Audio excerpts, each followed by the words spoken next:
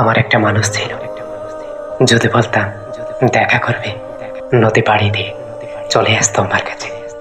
যদি বলতাম আমার মন ভালো নেই, দুনিয়ার সমস্ত চিন্তা চাপের দেখা মিলত তার চোখে মুখে আমার মন ভালো করার চেষ্টায়। তাকে বলতাম আমাদের একটা ছোট্ট ঘর হবে, দুজনের ছোট্ট একটা খাট আর দুটো বালিশ, তেষ্টা মেটাতে একটা জগ হবে, চলবে তো? উত্তরে সে বলতো শুধু তুমি হলেই চলবে, দুটো বালিশের দরকার নেই তো, তোমার বুকে মাথা রেখে থেকে যাবো আমৃত্যু। এক শুক্রবারে কারা যেন বাড়িতে আসলো, সাথে মুয়াজ্জিন। দু হাত তুলে মোনাজাত শেষে তারা নিয়ে গেল আমার স্বপ্নটা।